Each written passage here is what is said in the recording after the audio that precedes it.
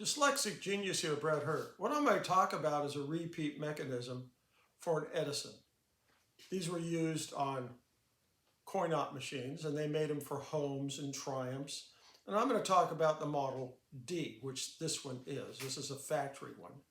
And there's a few things of these I want to point out. One is this rod here, kind of goes through here, and we have this screw. This part of the rod right here is to adjust the rod back and forth. When the rod turns and comes underneath the lead screw, this part of the rod connects to the nut right here, and it hits the little wing that hangs down. And what that does is it drives through on the lead screw, it hits that, and it pops it down.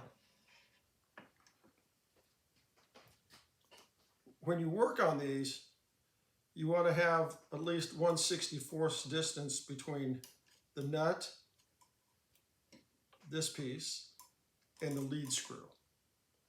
The nut,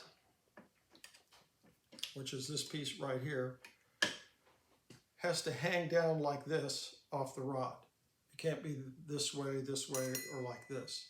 And you need to check and make sure that the holes in the nut, when you attach it to the casting, they're not out of round. There are two different size holes. There's a big side and a small side, and you have to make sure that you have that, or have someone machine you a new one.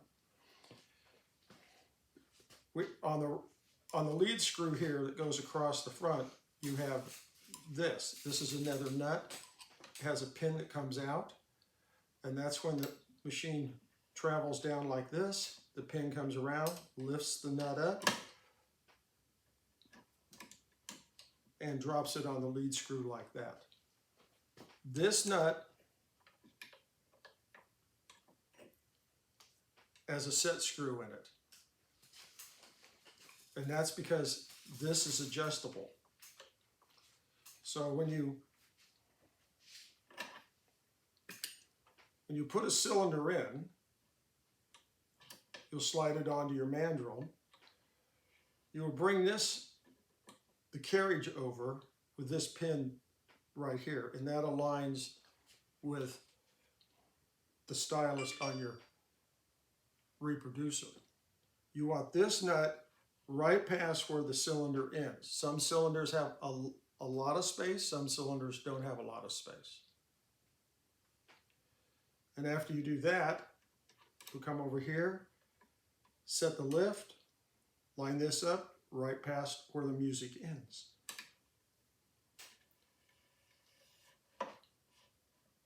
On this side, you have to adjust this. That's why there's this handle right here.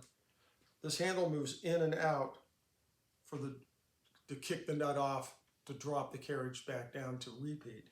And you have to do the same thing. You have to line this pin up of the start of the cylinder, a little past where it starts, so it comes down and then it leads in. And that's what this is for. A couple of little things about these. The drop-off rod here, sometimes these things are bent or they get worn out, they weren't adjusted right, and the nut will just keep running across the top, and you'll get wear on this part of the nut and this part of the rod. To fix these, like what I did on this one, is that I took the rod out, this nut out. This is the adjustment nut right here. You can slide this back and forth. And I took a stick match and I just sliced off a little bit and I spaced it up. That way, when you tighten this down, there's a little cushion on the adjustment drop-off rod, and you hold it in place. I didn't want to use a piece of brass or steel or something that rust. I wanted something that was easily replaceable if it wore out. And then when you bring this in to the drop-off,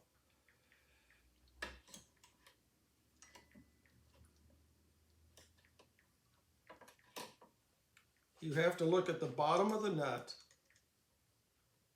and the drop-off rod.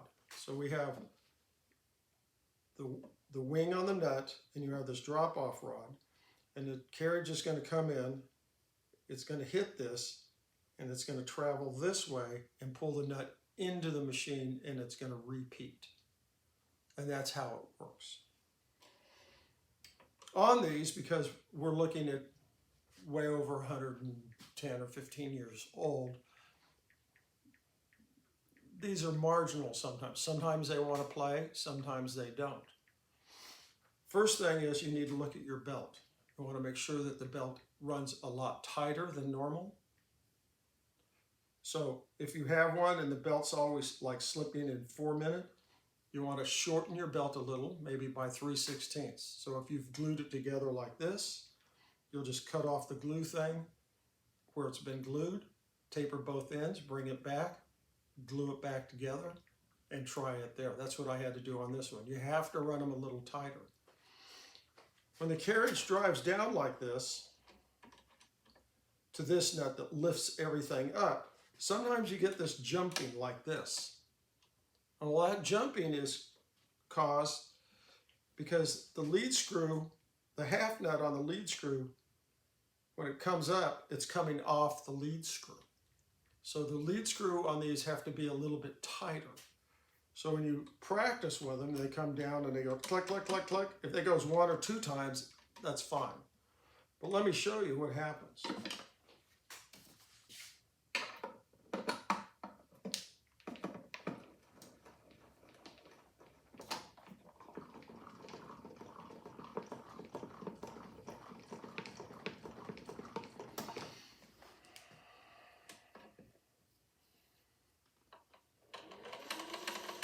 And they are noisy.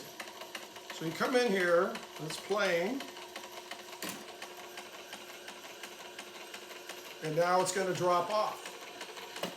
Now it repeated, now it's starting this way. So if you're setting them up, and it's going clink, clink, clink like this, you know you have to, like on this Edison Home, we have the top piece here with the set screw, and you can come in and just give the set screw a little bit. So you're going to move the set screw maybe 1/4 of a turn down. So we got, 12 o'clock, 3 o'clock, 6 o'clock, 9 o'clock, 12 o'clock. So if the slot's sitting at 3 o'clock, we're going to move it to 6 o'clock. And you have to keep trying back and forth. You also want to use super lube oil on your lead screw, and you want to run a little bit of super lube oil on this. The back gear, I would put a minute drop of STP oil because it's going to fling off a little, but it sticks to the gear. It's not going to run over and get onto your belt. These get a little complicated when working on them, and the thing about it is when you turn them on,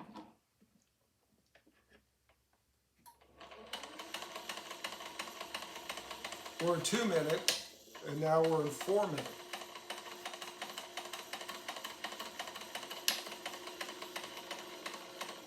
And it should click back and forth and run. You should be able to put it into 4-minute, and it should start up.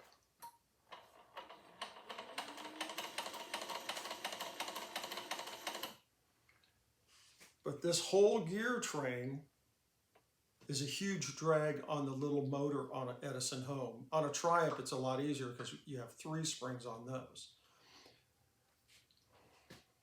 So you always have to crank these up tight. The other thing is, there's an adjustment here.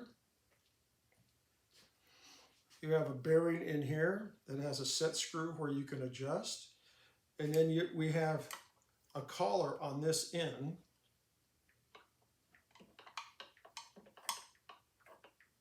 That has a little screw in here. And you want to make this pretty snug when you set them up. You don't want it slopping. Because if this comes up, engages like this, and now this whole lead rod is moving this way because the carriage is moving back this way, you have this space and jiggle in it. So this has to be set up tight with just a really small, minute bit of play for it to run. These get a little complicated. They run very well when they're in tune and adjusted properly. And that's my tip for the day.